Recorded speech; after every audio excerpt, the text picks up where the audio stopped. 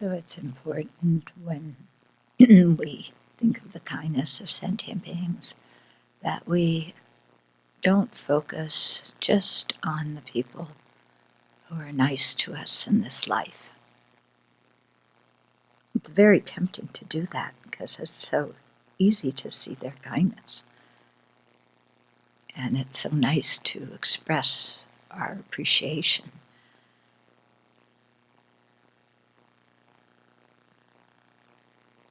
But that's really quite limited when we think of the number of sentient beings there are and the number of different kind of relationships we've had with them in previous times in samsara. So it's important to think also of the kindness of strangers.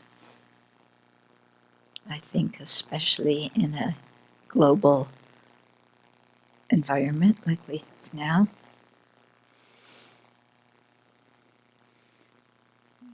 to really extend our feeling of kindness to at least to human beings in other parts of the world who live in different conditions, who often make the clothes we wear and the components for whatever gadgets we use.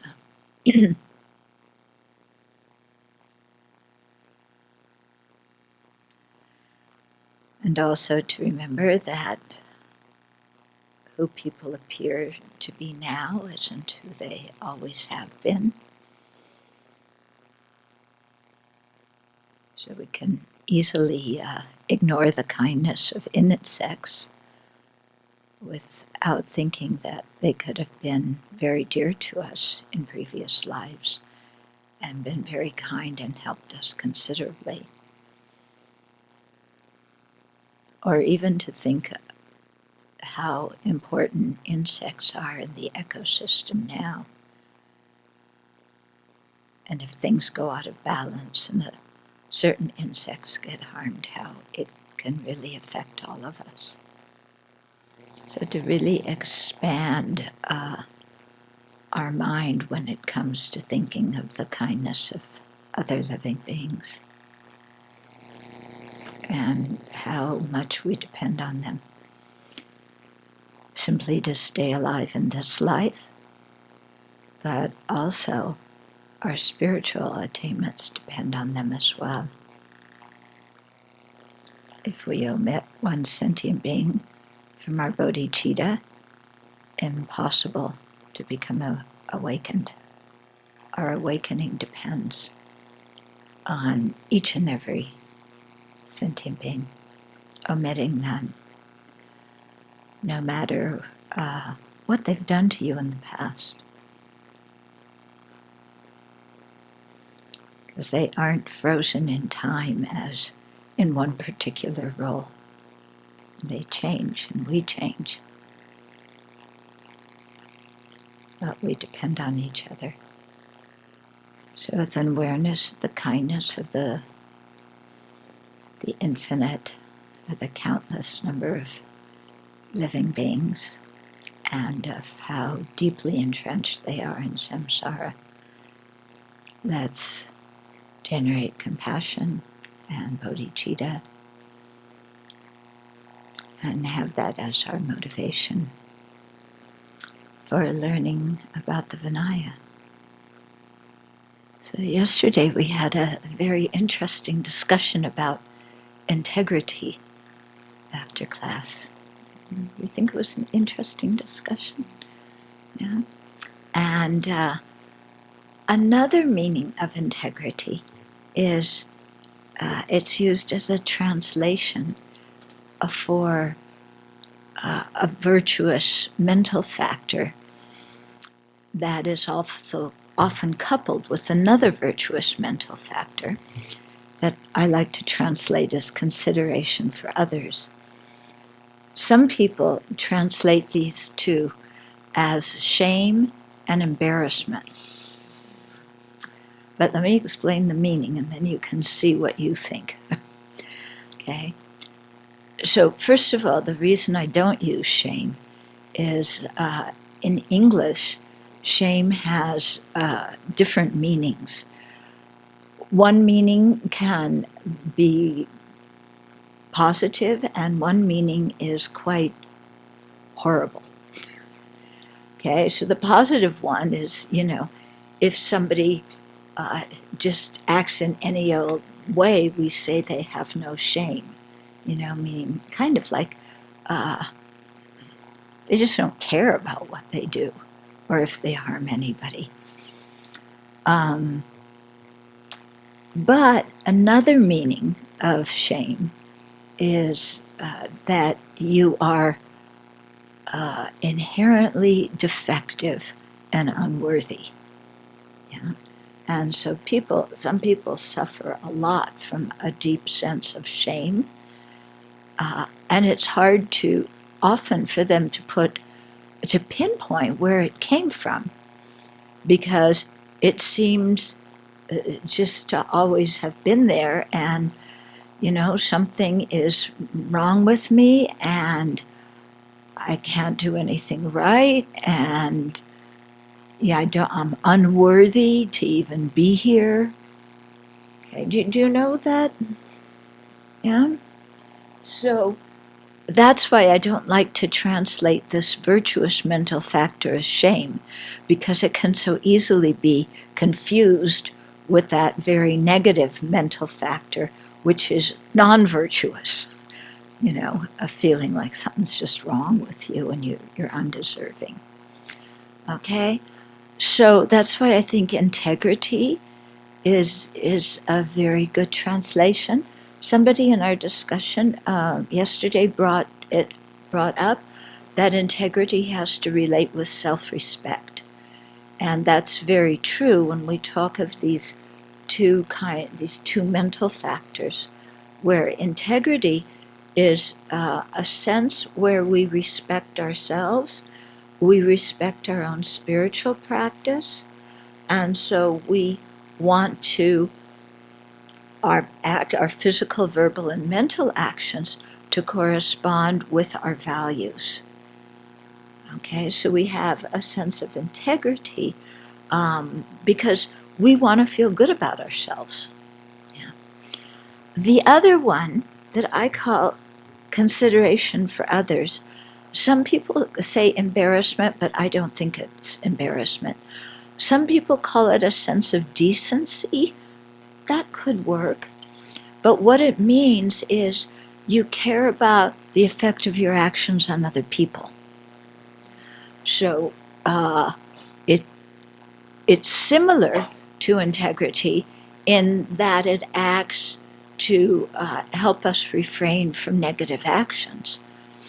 But here, instead of taking ourselves and our own value system as the reason why we refrain, with consideration for others, we take others as the reason. So if I act in a negative way, people will lose faith, not just in me, but in everything I represent. Yeah. And so we find people nowadays who have lost faith in humanity. Yeah.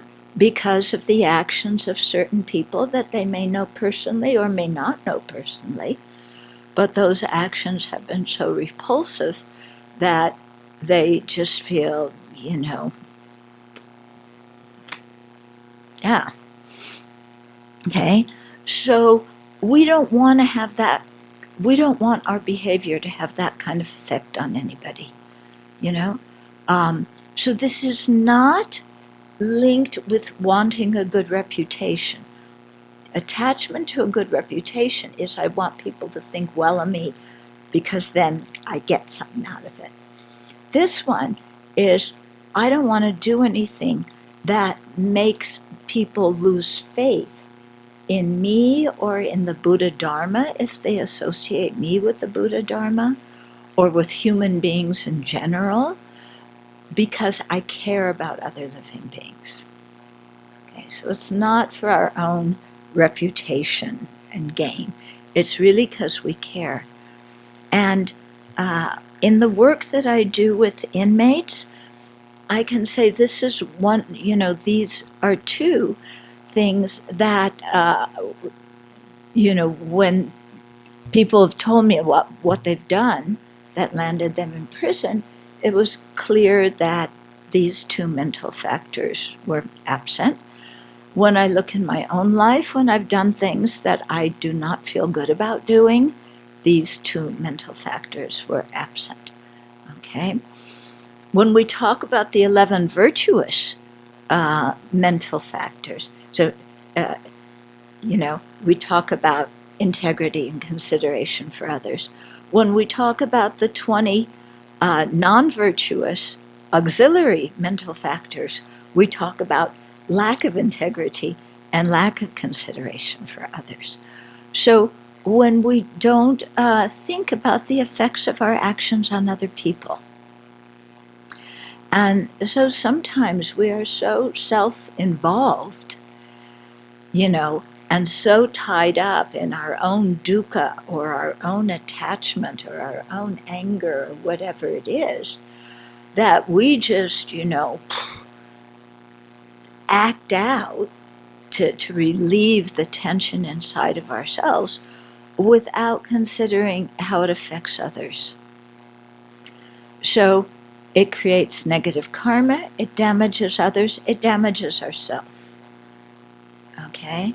So even though we just talked about integrity when we chanted the verse yet, we should also think about consideration for others.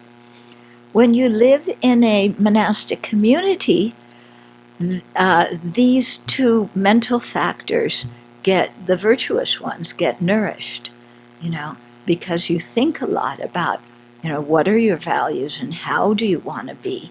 And you also realize that because you live very closely with other people, what you do influences them. Yeah? And we can easily see if there's one person who is really struggling in the community, their behavior will affect everybody. Yeah? And we have to go and talk to that person, because it's not like we're isolated little units, And of course, we all have different, psychological problems, and we have buttons that get pushed, and we have emotions that flare up. But we also have to learn to care about the effects of these when we act them out, the effect on the people around us. Yeah. And so living in community makes you quite aware of that, because people will tell you when your actions have adversely affected them. And they will also tell you when they appreciate what you've done too. Because part of our practice is to encourage people and to praise them for things that they do well. Okay? So you get a lot of instant feedback. Yeah? And then you have to sit and work with that feedback. And sometimes, what we've done hurts somebody, and they say something to us, and at that point we have a choice. Am I going to listen to them with empathy because I care about them? Or am I going to defend myself and attack back and tell them that they're wrong and they've misunderstood and they're doing the same thing, and et cetera, okay? So it's at that point, when we get that feedback, that it's very important for us to watch our mind. And if what the other person has said is true, and we haven't been very caring about the effects of our actions on others, then we need to put our palms together and say, thank you for pointing that out to me. which of course is the last thing we want to do because it attacks our pride and it makes us humble, which means that it's what we need to do. Yeah, because very often the thing that you don't want to do because, your status is going to suffer is exactly what you need to do. Yeah. You're right. I said that. I wasn't very considerate. I'm sorry. If you do that, the thing is over. And you take it back and you learn from your own experience. If you respond with, well, I did that because of blah, blah, blah, blah, blah, blah, blah, and so does it too, and why are you picking on me because they do it as well?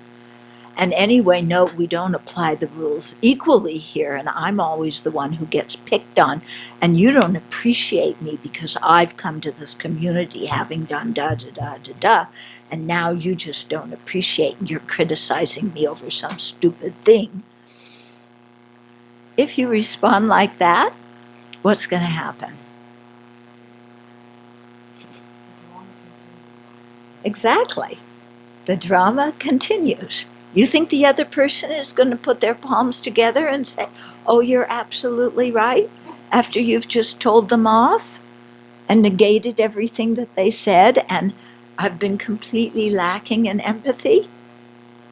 Yeah? You think they're going to go, oh, thank you very much, what you say is true? No, the drama is going to continue. Yeah? And then how does that affect everybody else around? So this happens in families, this happens in workplaces. When you have a job, this kind of stuff happens all the time. We're concerned with it happening in spiritual communities. Yeah. So these are times when we can really learn a lot if we slow down and we listen and we care. And it's hard because our defensiveness comes like that. We get angry, don't we? Who are you to say that to me? Yeah. Okay, so let's just be aware of that. Okay, let's chant the verse of going forth again, and then I'll go on to the next verse. That is will be chanted when the Upadhyaya gives you your robes.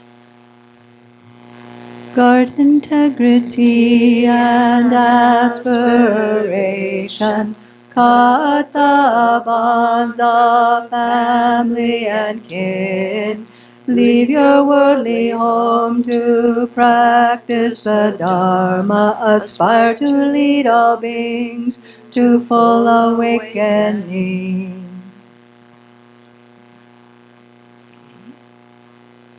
So that's what the community is chanting as the Upadhyaya finishes shaving your head.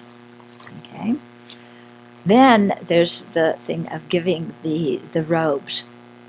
So here it says, so the disciple, has to request and say that and also receive the robes.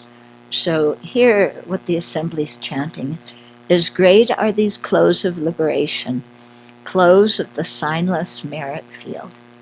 Wear them respectfully and act according to the precepts. Lead all sentient beings to liberation. Okay?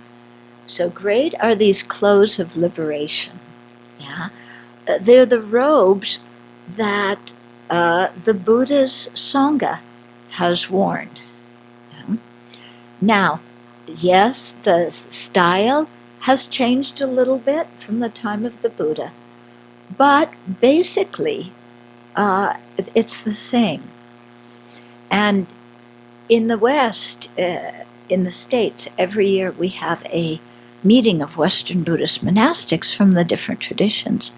And one year we had a fashion show where we showed everybody our robes and described the symbolism to them of them. And one thing that came out across the line, with all the traditions, was the thing of patched robes. Yeah, and we have ones with 5 stripes. There's 5 strips of cloth, 7, and then many. The Chinese, the last one, they call it a 9-strip robe. The Tibetans make it often 19 or sometimes 21 or 23.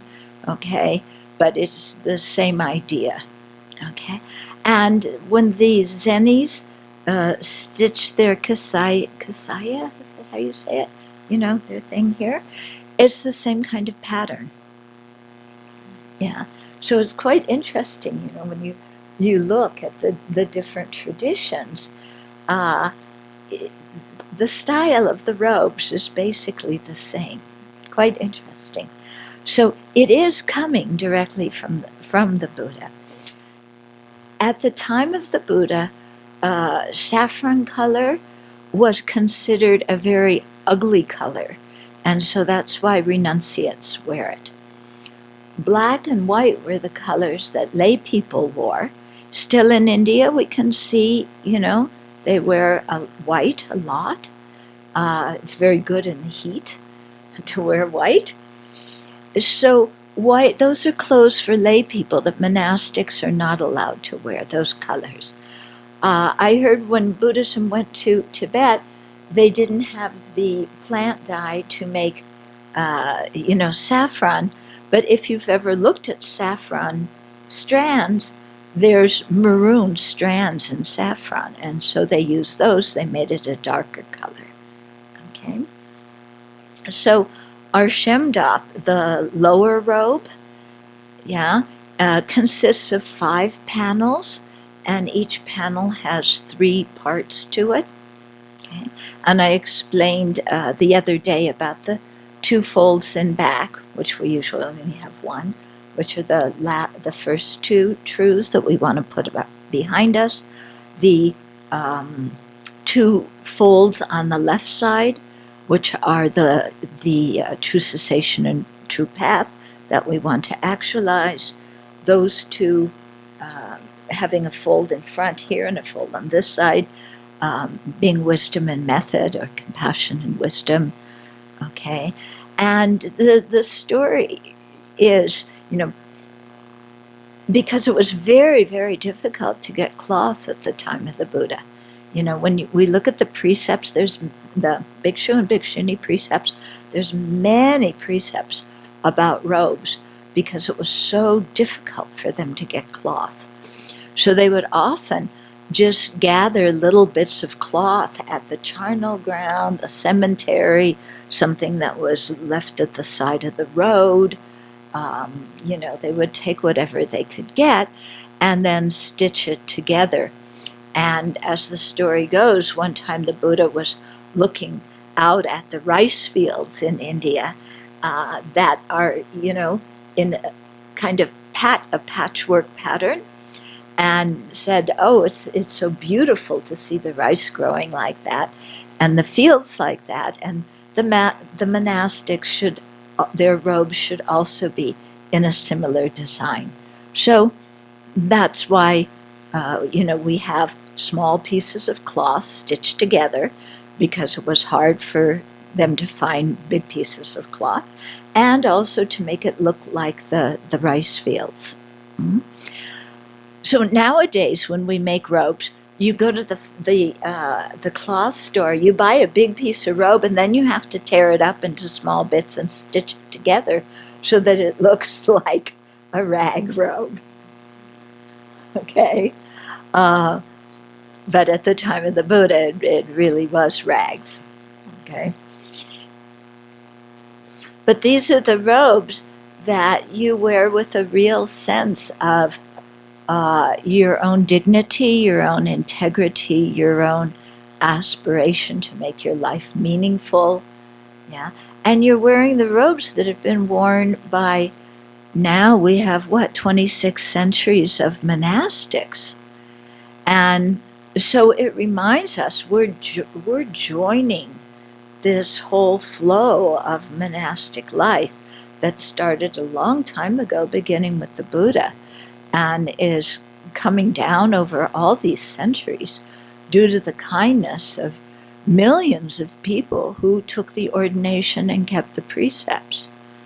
Okay, so we're wearing the same clothes that they are. It's kind of like we're joining that team. You know, people nowadays, what do you do when you're a little kid?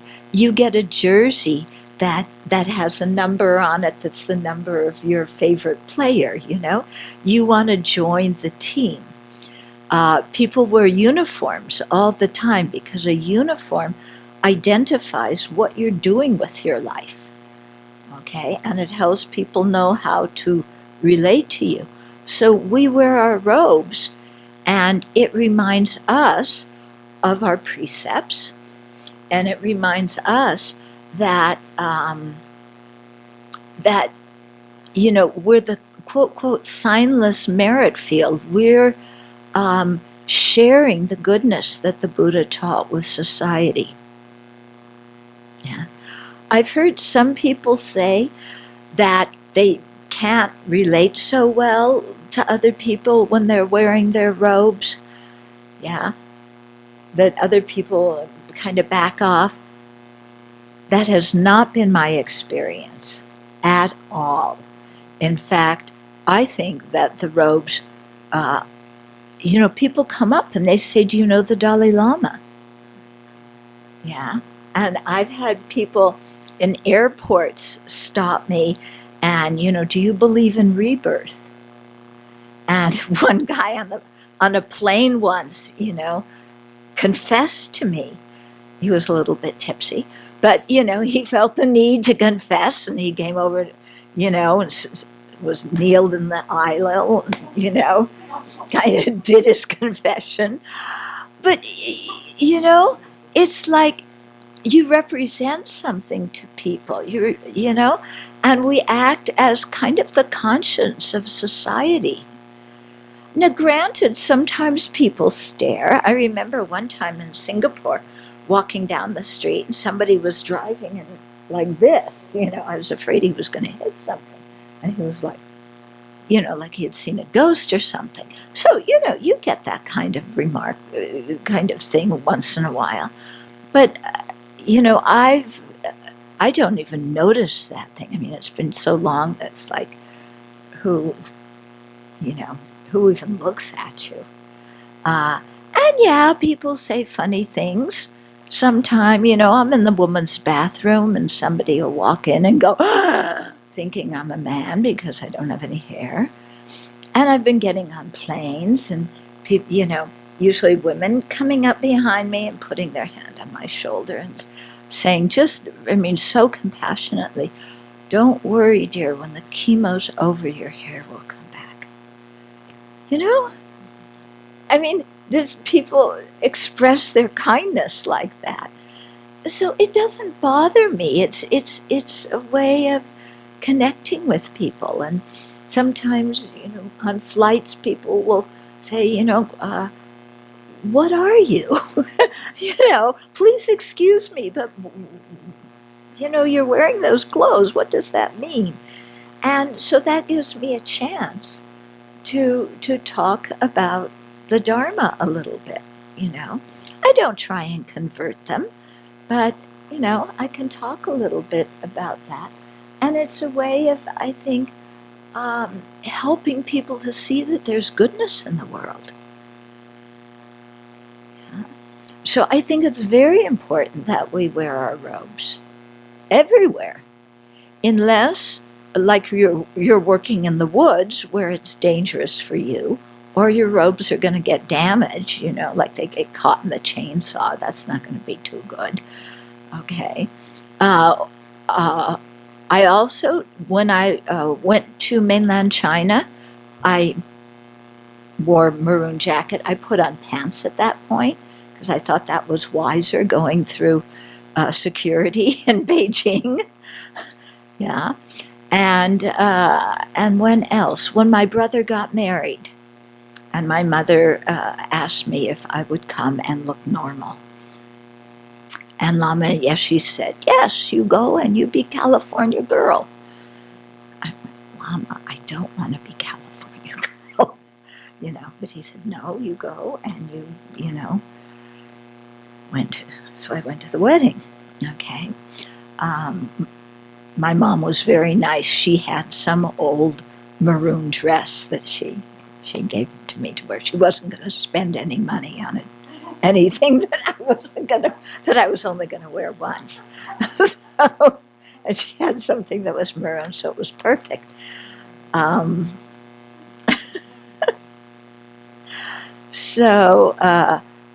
the robes, they remind us of how we want to be, and they also let other people know what we're doing. And so, for example, my relationship with men has really transformed because I wear robes. Because you wear robes and men know, hands off, You're not available and you're not going to relate to them in that way. So don't even try. Yeah. And so the robes, they give that message, which actually frees you up to relate to people of the opposite sex in a very, just as human beings. Yeah. Because we don't exactly look attractive, do we? Yeah. So actually, it's quite nice because then people aren't approaching you because you look good or because they want to flirt or whatever. Yeah? So that makes for, I think, quite much more direct and honest relationships. Okay, so great are these clothes of liberation, clothes of the signless merit field. So we become a merit field. Signless, I like to take that signless as meaning not inherently existent. It may not mean that, but I like taking it like that because that makes sense to me. Okay? So we're representing the Buddha, Dharma, and Sangha. Some people get very self-conscious, like, oh my God, I'm representing the Buddha, Dharma, Sangha.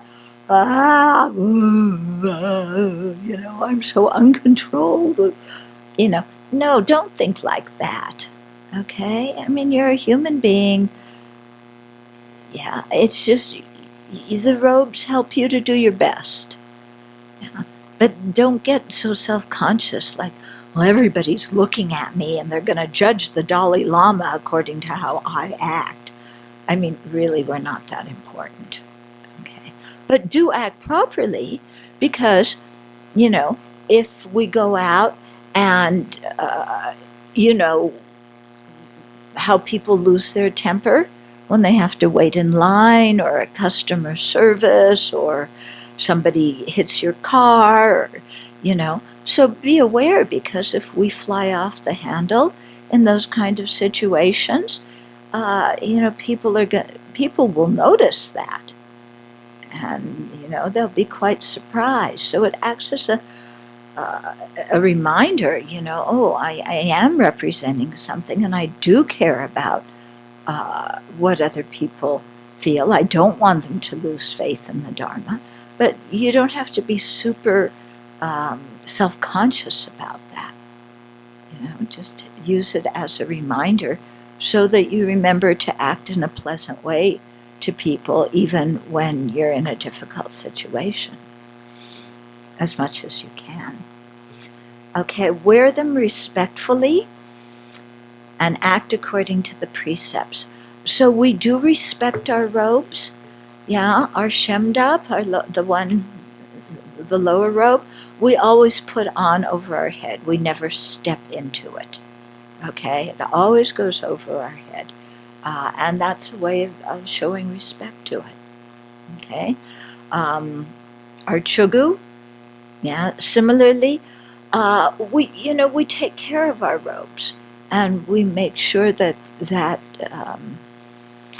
you don't just take your robe off and throw it in somewhere and on the floor. You know how teenagers do with their clothes. Actually, it's not just teenagers; it's adults often.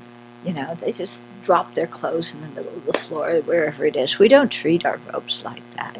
We take them off, we fold them up. Yeah. When we put them on, we become aware that we're putting our robes on. I've seen in the Chinese tradition, it's very nice. They hold, and the Zens too, the Zenis too, hold their robes up to their forehead before they put them on, and it's a very good mindfulness practice, I think, to treat our robes respectfully. Okay, and act according to the precepts. That's what we're trying to do, and lead all sentient beings to full awakening.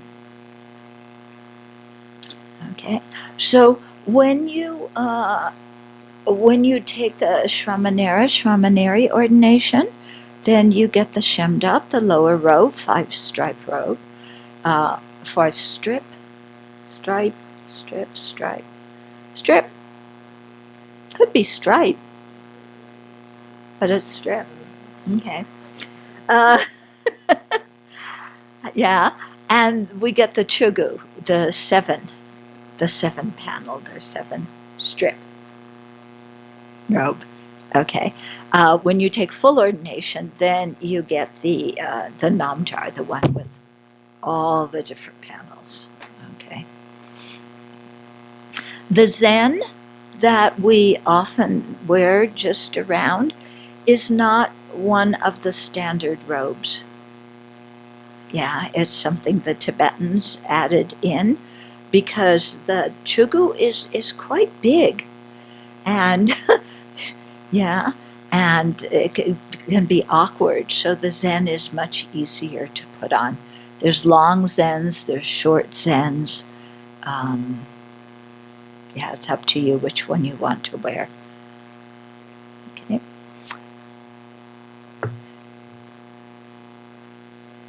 Okay. So this is what is chanted when you receive your clothes. The Upajjhaya dresses you. Yeah. And then you also receive your bowl, and you receive your Dharma name at this point as well. Great are these clothes of liberation, clothes of the signless merit field. Wear them respectfully and act according to the precepts. Lead all sentient beings to liberation. Great are these clothes of liberation, clothes of the signless merit field. Wear them respectfully and act according to the precepts.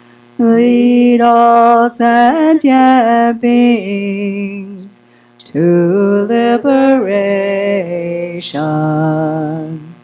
Great are these clothes of liberation, clothes of the signless merit field. Wear them respectfully and act according to the precepts. Lead all sentient beings to liberation.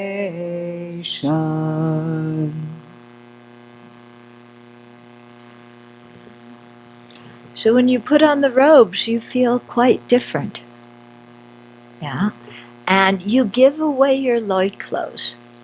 Yeah. You keep something to keep for working outdoors, but you don't hang on to all your loy clothes and keep them in the bottom drawer just in case. Or so that when you go to town and you go to the movies, you can wear them and be inconspicuous because you don't want everybody to know that you're going to see the Batman movie or some big, sci-fi or romance movie. So, you give your lay clothes away. Yeah? Right? Because you don't need them anymore. Yeah, you're wearing these robes. We're allowed to have one set of robes. The monks have 3 robes in the set, the Shemdop, the Chugu, and the Namjar. The nuns have 5. Okay, those 3 plus a one that goes around your top and a bathing cloth. Okay, which people don't use anymore, because in the Buddhist time you used to bathe in the ponds and everybody was walking around, but now we have showers and shower stalls and all. So you're allowed to have one set of clothes, but of course you need another set so that you can wash your first set. So there's this thing of called pure giving, where you can designate another monastic as the person that you give your extra robes to, but you don't really give them to that person. It kind of becomes like a shared robe. So I may say to Venerable Tarpa, will you be the person that I can do pure giving with? So I get another set of robes, and I also use that other set of robes, but I'm only supposed to have one set. So the other set, what I do is I can say to her or to somebody else, I'm giving this robe in pure giving to Venerable Tarpa, even though I keep the robe. Okay, so that allows you to have an extra set. Yeah. I only have one chugu and one namjar. There's no, well, I have a Chinese one and I have a Tibetan one. And so, there are occasions where I switch it and I use the Chinese one. But aside from that, we don't wear our chugus and namjars that often. But our shemdops we do. Yeah. But we shouldn't have a whole pile of shemdops. Yeah, some people have 4 or 5 or 6 shemdops, and that's not necessary. You have one, you wash it, you wear the other one. Okay, because you can get into a whole wardrobe line. You have to have 2 light shemdops, and then you have to for the hot weather, and then a couple of really heavy shemdops for the cold weather, and then you need some more shemdops for the in-between weather, and and then a working shemdop, and so you can wind up with a whole wardrobe there of different shemdops. Oh, I can see that I'm saying something that matters to some people.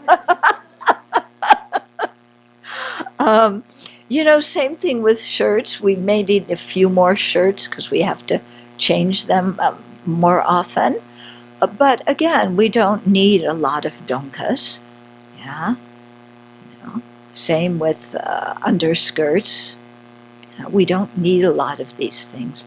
So we shouldn't have, just piles of robes stacked away. When you sleep, usually we sleep in an underskirt and then a t-shirt. Okay, some people may have pajamas. That's okay, but please, no flowery nightgowns. No pajamas with teddy bears on. Or what? Yeah, no lingerie. Yeah, absolutely. Lingerie is out of the question. Okay. Yeah. Why do some, I'm not sure if it's women too, but some have the Donka is yellow. Yellow. Okay. So some monasteries, when you get your Geshe degree, then you wear a donka that has yellow. If you're from the Bon tradition, your donka here has blue. Okay. But some monasteries, the Geshes don't wear yellow, although some of them are starting to say that they should because other people don't recognize them as Geshes unless they do. Okay.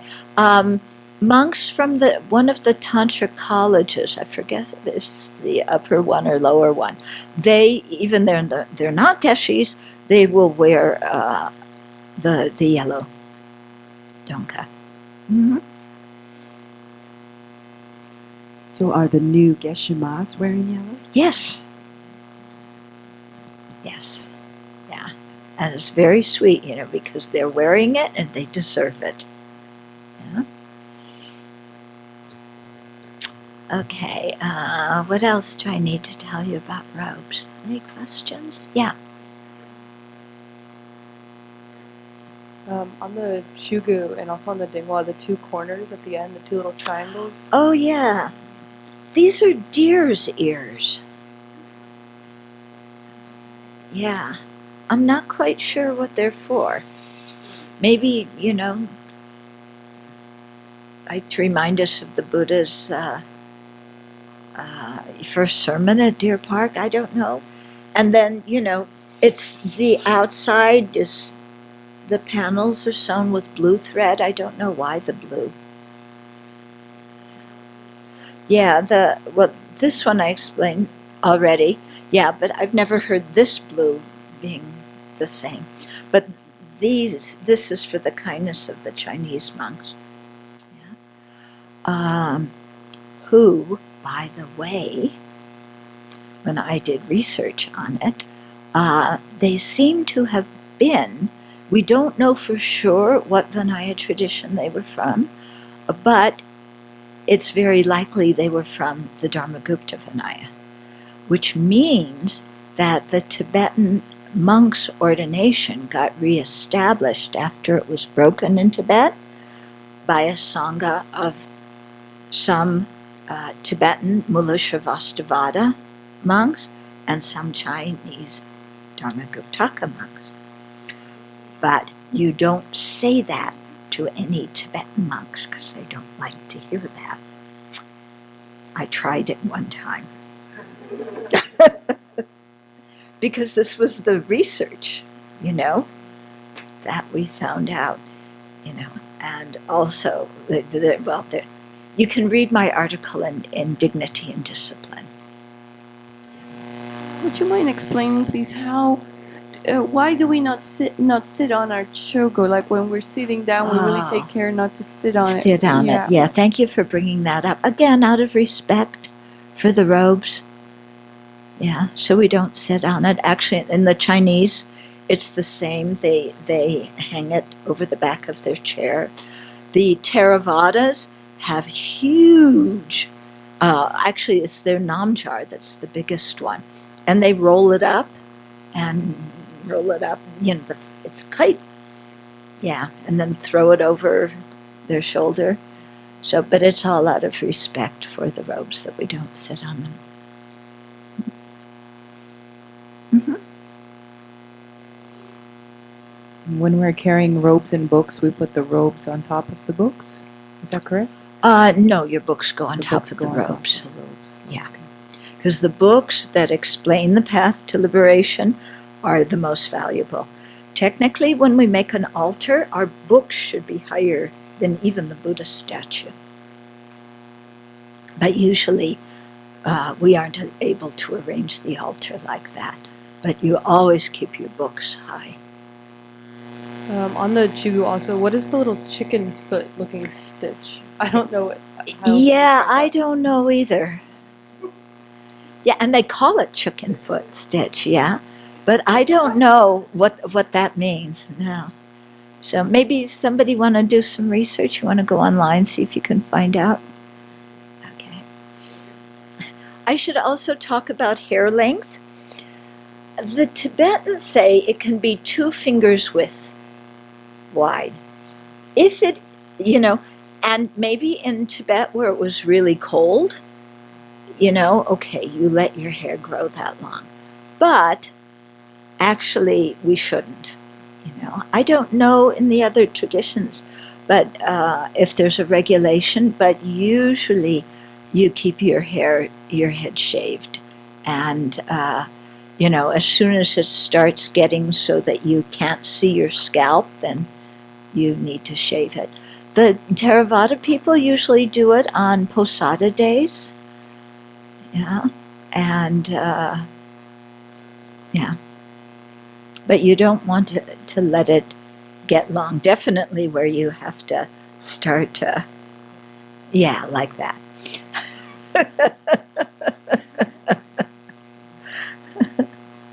You mentioned that Lama Yeshe thought of perhaps redesigning the robes for the Western setting. Yeah. Do you think that's necessary or would be beneficial, or that keeping the robes as they are is like maintaining that connection to the lineage that's come? So you're asking for my personal opinion? Sometimes I think it would be very nice to redesign it, because I personally don't like having something around my waist. I find it quite uncomfortable. On the other hand, it's like it would feel very funny to wear something other. Unless it were maroon, we'd had some maroon something that didn't have something around the waist, then, and it had the patterns of here. So I have no idea. After a while, you stop thinking about that stuff. You just put your clothes on, Maybe just a little addition to that. His Holiness Karmapa he has indeed designed a new set of robes for the new batch of nuns, having received now the novice vows in the Dharmagupta tradition. Yeah. And they apparently wear it. I haven't seen them wearing them, but apparently they do. Okay. No, the nuns that he used to give that ordination they're Chinese nuns, but they practice pretty much in the Theravada, or their Vinaya practice kind of accords with the Theravada, even though they have the Dharmaguptaka Vinaya. Yeah, but they keep the precepts like the Theravadas do in a very kind of strict way. And their robes are more Theravada style, so that could be what those nuns are wearing. I haven't seen it, but I know the nuns from Nanlin in Taiwan, that's how they dress. Huh? It's a cross between... Yeah. Yeah, they look more like Theravada. They definitely don't have the things that the Chinese have. Which, by the way, the Chinese, when Buddhism went to China, this was the color that only the emperor was allowed to wear. So they had to change the color of the robes. And in China, black and gray were considered ugly colors. So that's what they changed their robe color into. Nowadays, I see more and more Chinese monastics wearing kind of a dark tan, light brown. When I first came, it was only the abbots and abbesses that would wear that. Now it's much more other people wearing that too. And different monasteries will have slightly different ways of stitching their robes, and so. We just talked about hair on top of our head, and I was wondering about hair on other parts of our body. Yeah, you're not supposed to shave it, but sometimes for, I think, hygienic reasons, people do, and I think that's okay, because you're not doing it for beauty reasons. Okay. Mm-hmm. I think we can be very thankful that we are able to wear the robes. Like when we look at the Christian sisters who took off their robes here in America. Yeah. And also some Vatican Yeah. II. And some years ago, I think Madame you told me about finding something in a scripture, Chinese scriptures, that there's some kind of somebody's said, I don't know who, maybe you remember and can share that story, but that in future it may be possible that only cloth around your neck will indicate that you are monastic. So it just doesn't have to come about, but when we look how sometimes people are afraid of religious practitioners or interreligious conflicts or something like that, that we can live at the time where we can wear and practice the robes, I think, to value that. So, if Buddhists are getting persecuted and you wear your robes and, you could get caught in a mob, okay, wear something else. Otherwise, wear your robes. Okay? Because we can come up with 5,398 million reasons why not to wear our robes. And we have to look at what's going on in our mind when we think like that. Okay, so now, if the people haven't received the 5 precepts, they are given the 5 precepts at this time. Okay. So I won't read the advice from the Upajjhaya at that point. Isn't saying something that you don't know already, I think. Okay.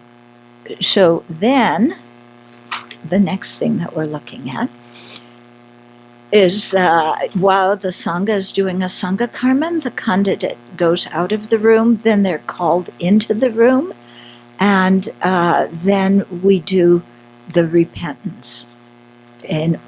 Because in order to take the precepts, the cleaner vehicle or vessel that you are before taking the precepts, the stronger the precept body is when you take them. So the candidates in the Chinese tradition, the way they do it, and I think it's really excellent, is they have a program that lasts anywhere from 1 month to 3 months. And you go and you rehearse the ceremony, you learn the etiquette, and every night you're doing repentance, and you really think about all the things that you regret having done, and you really sincerely confess them and express your regret at having done them. And so this is done while chanting the repentance chant, which, by the way, the day after tomorrow is Posada. So let me go off on a tangent for a minute. So at the Abbey, we always take the 8 Mahayana precepts the morning of Posada at 5:15. And then in the evening, we have the Posada ceremony at 7 o'clock. And before that, then we have our confession that we do to a senior. So you'll get filled in about that. The lay people, they go separately, and you read the 5 lay precepts again from the. It's in the blue book, I think, page 84. Yeah, so you'll go through those, and then discuss your precepts. And the monastics, then we do our posada separately. Yeah, and so this repentance chant is also done during our posada. Okay. The verse is actually one of the verses from the Avatamsaka Sutra, from the King of Prayers. Okay, and we chant it using the Chinese melody for it, which is, I think, really, the melody really stirs you. So it says, every harmful action I have done with my body, speech, and mind, overwhelmed by attachment, anger, and confusion, all of these I openly lay before you. I lay bare before you. I openly lay bare before you. Okay, so at this point we're visualizing the Buddha surrounded by all the other Buddhas and Bodhisattvas. Yeah, so every harmful action that we've done, not just in this life, but all of our previous lives, whether we can remember specifics or not, just everything that we could have done in previous lives, as well as things that we've done this life, yeah, to really open up and say them. And as it says in our Posada verse, that concealment brings sorrow and repentance brings happiness. So when we're able to open up and be transparent about these things, it relieves a lot of guilt, which we don't want to have anyway. It channels our regret in a good direction. It enables us to set a determination not to do the action again. And it clears things up. Whereas when we conceal things, then they fester inside. We don't feel good about ourselves.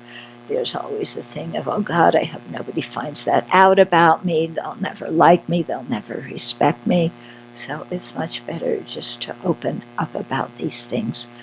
So here, so we've done that with people already before the ordination, before the posada. Here in the ordination, it's good that if you do that also before you come to the ordination with specifics. In the Chinese tradition, you do that, except the way they have the ceremony arranged nowadays, you don't have to say everything, but you should. Okay, but here at least think everything you've done with your body, speech, and mind. Okay, and then overwhelmed by attachment, anger, and confusion. So the three poisonous minds. And to really admit, why do we create negativities? It's not because we're bad people. It's because we get overwhelmed by our afflictions. Yeah, and we're very habituated with the afflictions. They come up. They crash down on our head. We can't find our way out of them. And then we wind up thinking, saying, doing things that harm ourselves and harm others. So here we're completely admitting all of that, not covering it up, not making excuses. We're just openly laying it bare, and we're not filled with shame. We're not filled with feeling unworthy. We're just saying all this so we can clear it up and put it down so that we can go ahead with our spiritual practice with a happy mind and an open mind. Venerable, I have a question about something that has puzzled me. In the way that I see purification working is that it would make sense to do the purification first and then take the precepts. But sometimes, like in the Tibetan tradition, you take the precepts first and then you do the purification. Can you explain a little bit of why that's done in that order? In terms of doing your Nundro purification? In terms of, like, for example, when we take the 8 Mahayana precepts, let's say, we take the precepts first and then we do the purification verse. So it seems to be I see. a bit out of order. I would think that okay, with the 8 Mahayana precepts, I think that is, we do that as a way, we've just taken the precepts, so to really remind ourselves to keep them well. Okay, we're not purifying at that point, we're reminding ourselves to keep them well. Okay, so let's chant the repentance verse.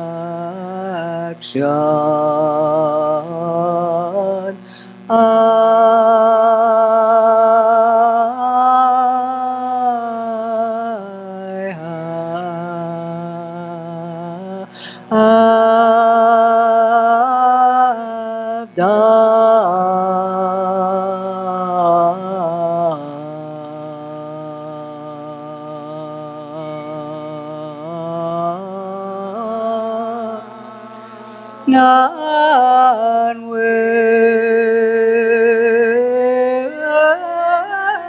my body,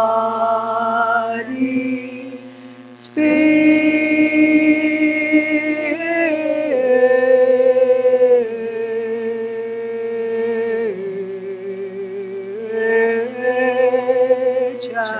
and mind,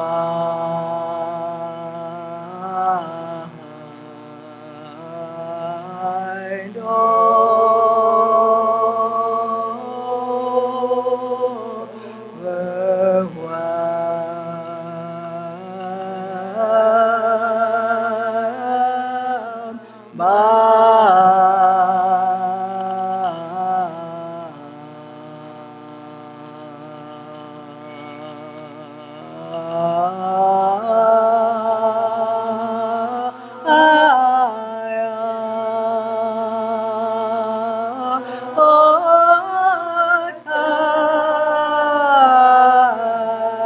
attachment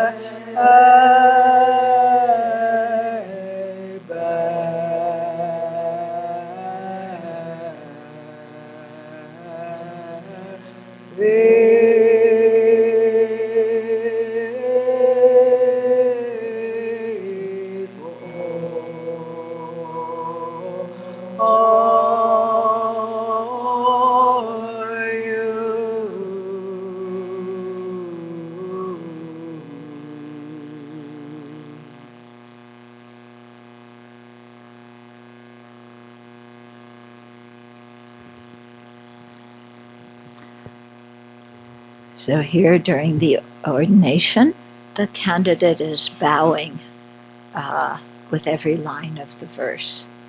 Now, at the when we do it at Posada, we bow once after we chant the verse, and then we do the verse 3 times. Okay, so we have a little bit of time for questions. Yes, when you decided to go, I found it very interesting the way it's done. When you decided to go to this ordination, was it because you found that it was interesting, or because it was the only thing that was You mean possible? why we This one. did this particular verse, or No. or this The- Vinaya Yes. school? It was because it was the one where the bhikshuni ordination existed, and I had taken the bhikshuni ordination back in '86. And all the other women who came here who ordained wanted to become bhikshunis, so it was the lineage I had, and we just kept with that. We stayed with that.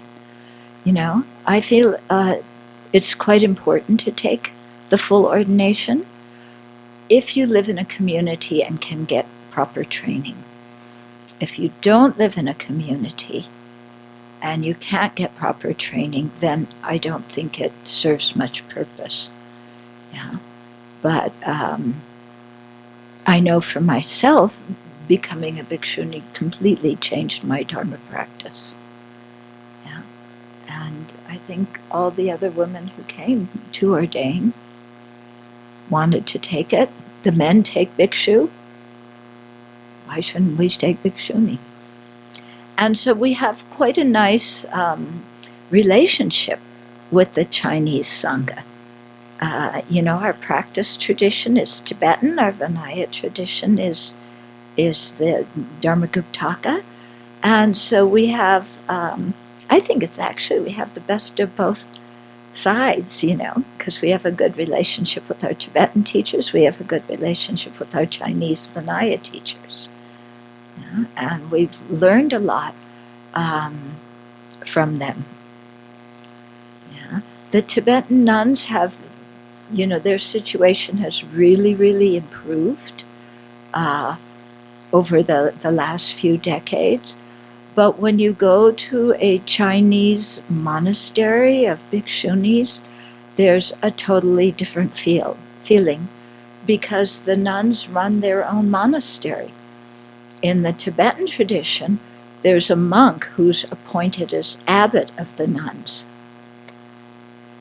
Yeah, so they don't, you know, they run it, but they can't make the important decisions themselves, and they can't do sangha karmas, they can't ordain people, they can't do posada together. You know, when you're not fully ordained, you miss out on a lot of the Vinaya practices that are really very meaningful. Yeah. So, so that's why we chose to do it this way. Mm-hmm. On page 22, it says, if a motion is made for head shaving but not going forth, there is a light offense. Who takes that offense? Wait a minute. The top of page 22. Okay. Where? Top of page After, what is the purpose of this harmonious sangha today? yeah, and then right below that, under where the chant leader says yes. To perform the karma of.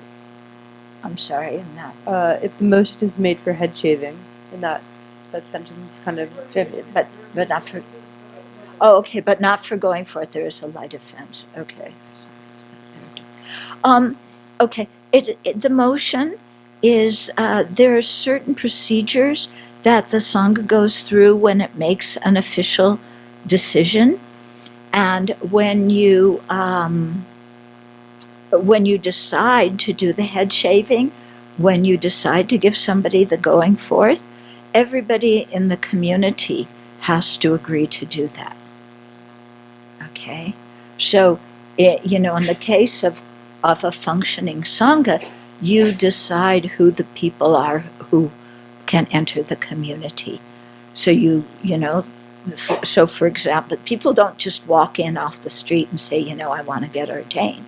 They come and they stay, they serve the sangha for a while, they live with you, you watch them, you see if they have a sincere motivation, you see how they interact with a group, so you check them out, and then there's an official process by which you decide to accept them.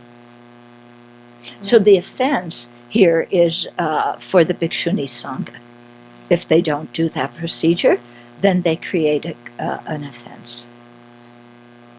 Okay. Venerable Tarpa, you had something? There were a couple of things that came to mind. I wasn't sure if Venerable Nima's question was about the Mahayana precepts are a separate thing from when we do pasada. So, when you talked about why do you take these precepts in the morning, they're actually separate events that we happen to do on the same day. they're not related to the pratimoksha. No, I was specifically referring to. So, for example, the Mahayana precepts. When we take them, I look on the book, and then right after we take them, there is the Dharani of pure conduct, which is like a purification thing. And so there was always a question in my mind as why do we do the purification after we take the precepts? Yeah. Also, for example, and this is in Vajrayana, like when we're taking the Bodhisattva vows in the 6th session Guru Yoga, you take the Bodhisattva vows and then you purify. So it's like, how do You take your in the 6th session Guru Yoga. yeah, yeah. Wait, where's I'm sorry. When you do the when you take the tantric and you retake the tantric and the bodhisattva precepts, then they tell you after you do that, then do the samayavasha purification. So it's like actually, after they in highest yoga tantra, you do vajrasattva before you retake your bodhisattva and tantric vows. I don't recall seeing that thing about samayavajra. Right. Usually it's, like I said, if you're doing Jigjay, or, you do the Vajrasattva and then you retake the precepts. Yeah. Sorry, is that, I don't know the Mula Sravastivada Vinaya in this regard, but because the Vinayas are so similar, I would think it would be the same or similar, but in the Dharmaguptaka Vinaya, the way it's set out for how a Bhikshuni Sangha organizes itself, it really is, it's managing itself almost completely. It's very spelled out in the Vinaya what your relationship with the monks is. And it's actually quite minor in the sense of how your community is run and the whole decision making. And that kind of surprised me because I hadn't been around a Chinese monastery. I'd only seen how Tibetans do things. And so I think it's worth mentioning that because it's a very important aspect of community life, I think, and of a ordained life to have that opportunity. Yeah. Yeah. And it is the same in the Mula Sravastivada. Yeah. I mean, the two sanghas come together for ordination, for manata, but basically they function quite separately. Yeah. And then the other thing I wanted to say is that these rites that we do, that you need at least 4 fully ordained bhikshunis or 4 fully ordained bhikkhus to do in any of the traditions, you read them on paper and they just look like something that you've read. But these aren't things that you read. These are things that you live. And so you can't get any sense of it by reading it on the paper. They're completely meaningful. And to me, every time we do these, I feel like the wisdom and the compassion of the Buddha is just present and palpable. And you don't get that from reading them. You get that from living them. So I just wanted to mention that because you can't understand this just from reading these words in the book. It's not the same. Yeah. It's like reading about ice cream and eating ice cream. There's no comparison. Yeah. And if you look around the room when she was saying that, the people who are bhikshunis are all going like this. This might be a bigger topic, but can you talk about the anagarika, requesting to be anagarika, and kind of the formalities and training with that? Okay. So this is what we do here at the Abbey because we think it's very helpful for people to enter into the Sangha slowly and to really have time to try things out and to see if this is really something that will work for them. So that's why we have the anagarika period. Yeah, it isn't required by Vinaya, but we find it very helpful. And so people come, you make your request, you go to the preceptor, you make the request, and then a time is set up, and we do the ceremony usually in here. Usually everybody comes because everybody doesn't have to come. It can just be, one-on-one, but usually here everybody likes to come to kind of welcome somebody in. And and you wear the blue suit.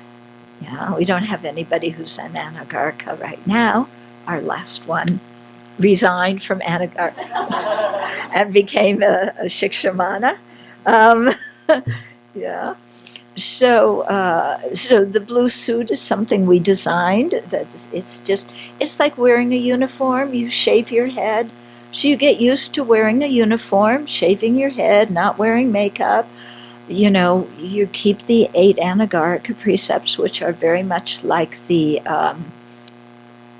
8 Mahayana precepts, but they are a pratimoksha ordination. Usually these are the 8 precepts that lay people take for one day, on new and full moon days, but you can take them for a whole period of time, and so that's what we do. People take them for, for a year, however long they decide. And then you live here, and you join in with the community, and you do everything together, and then you see what it's like, and what's it like holding those 8 precepts? What's it like confessing? What's it like, living in a community with people? The things that the community learned to differentiate around this is in the early years when someone came here for Anagarika training. I think it was unintentionally, but we were so excited to have a Sangha here that it was sort of maybe a little bit of projection that person in that Anagarika was sort of, it was going to head into the ordination experience. As years have gone on, and we've seen that many people use this year as a real discernment period. There's no good or bad or fail or succeed. It's really a clarifying time. And we've had people come into it and make very clear decisions that they wanted to go back to school. They had other things that they wanted to do. And other people said, I'm really clear that this is the direction I want to go. So there's no pressure from the community side that the end product's got to be a set of robes. It's just that you want clarity, and we want to support people who do the Anagarika training to get clarity. And that's pretty much it. Yeah, and for people who decide that they want to go back and live a lay life, that's fine. And to me, that's just as I'm getting my words. It's just as successful as if you decide to ordain in terms of your Anagarika period, because the purpose is that you've gotten clarity. Yeah? So rather than be somebody who's a lay person going, well, maybe I should ordain, but I don't know. Or rather than going ahead and ordaining and then going, what in the world have I done? Maybe I shouldn't have done this. Take some time and live in the community and have the precepts and see what fits you. And then you gain clarity, and that's success. Is there an age limit for when you can join as an Anagarika? For the broader Sangha, no. Here at the Abbey, we have an age limit of 50. For Anagarika.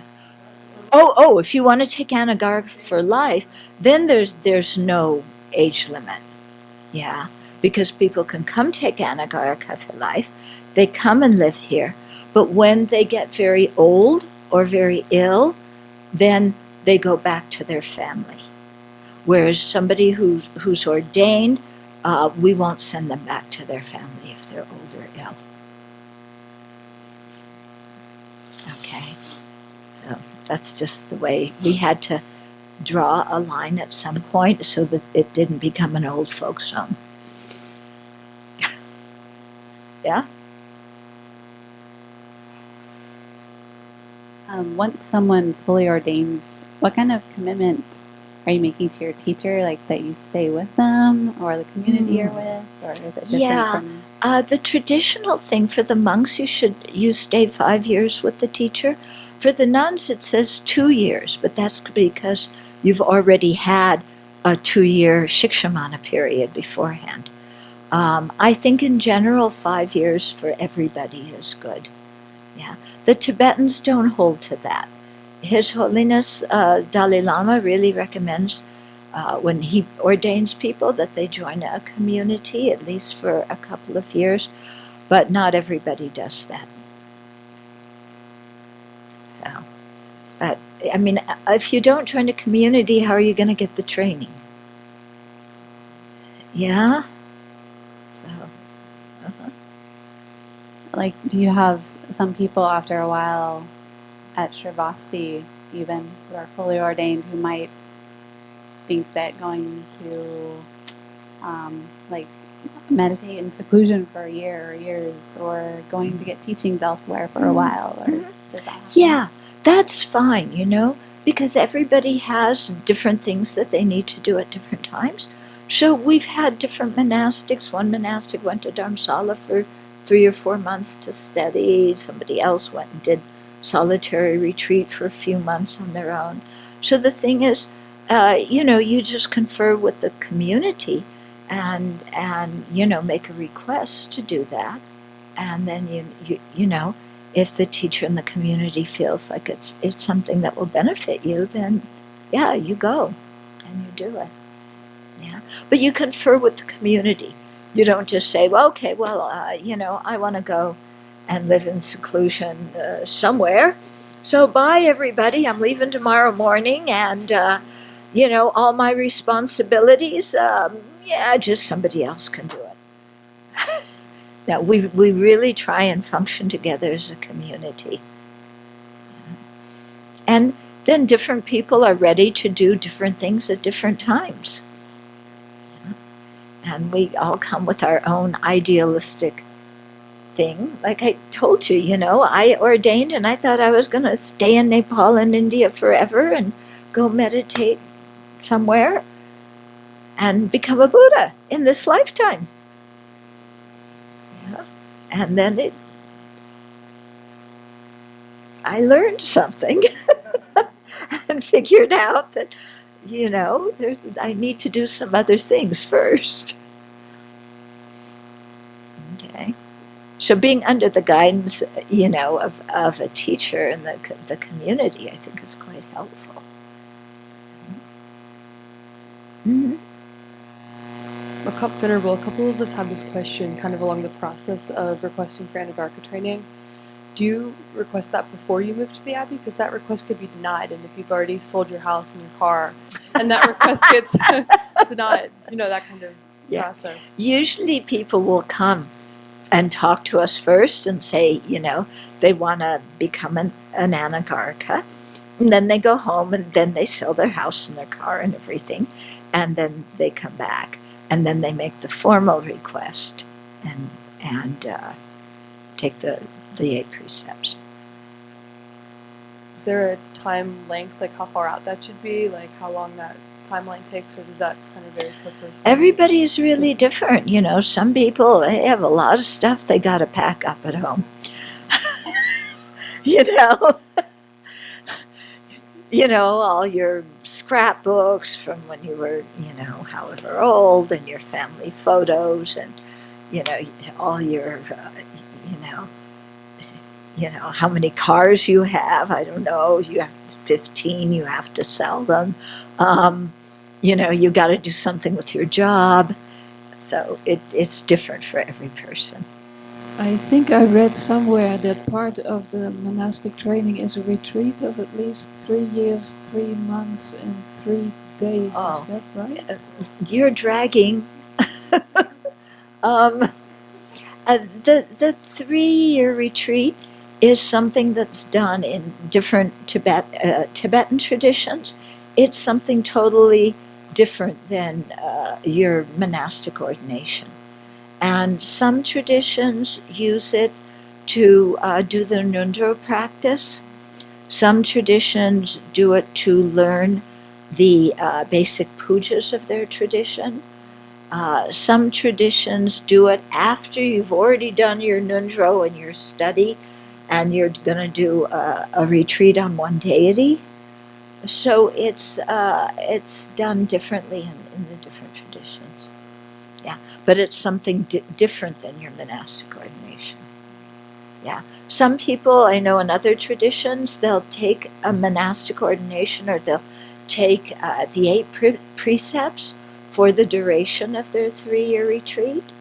And then some people keep it afterwards, most people return it.